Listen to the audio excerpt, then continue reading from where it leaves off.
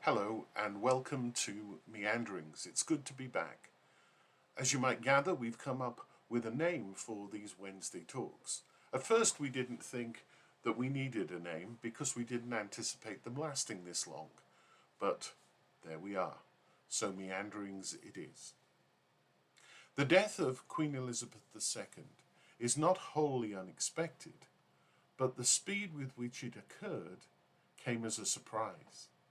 As I'm sure you know, Her late Majesty asked the new British Prime Minister Liz Truss to form a new government on Tuesday, and then died on Thursday. This event has left a hole not only in her realms, but also in the world community in general. For most of us, me included, Queen Elizabeth has been the only monarch we have known. It will take a while to get used to saying King Charles as we pray for the royal family. When we reflect upon the Queen's life, we see someone who was very dedicated to the duty to which she believed she had been called by God. She made many royal visits throughout the world, including 5 official visits to our province over the years. There are things about the Queen's life which stand out and are mentioned in the prayer which I posted to the diocesan website last Thursday. Her faith and her dedication to duty, and the request, may her example continue to inspire us. The Archbishop of Canterbury is quoted as saying that the Queen is the best evangelist the Church has. And in the Daily Telegraph the evening after her death, the Archbishop of York wrote, "The Queen wore her faith in her heart and not on her sleeve." There was no doubt that the Queen's faith was central to her life. At the beginning of the London Blitz in 1940, she said to the children of London, herself being only a child, "Children of London, trust in God."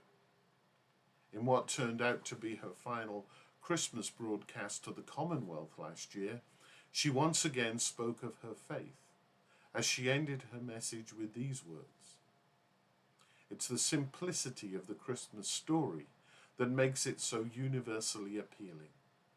Simple happenings that formed the starting point for the life of Jesus, a man whose teachings have been handed down from generation to generation and have been the bedrock of my faith. His birth marked a new beginning.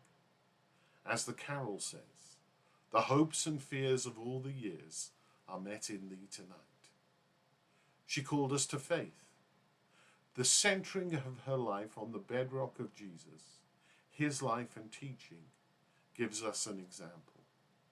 Too often in my life, the bedrock almost becomes a side pedal, but not for her.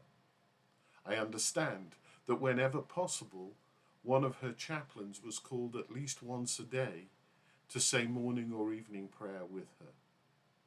This was her way of remaining in Christ and knowing from where her authority came.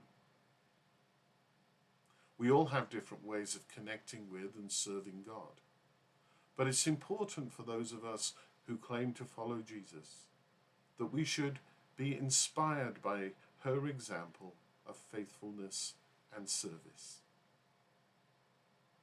May God save King Charles and bless the royal family as they mourn the loss of Queen Elizabeth.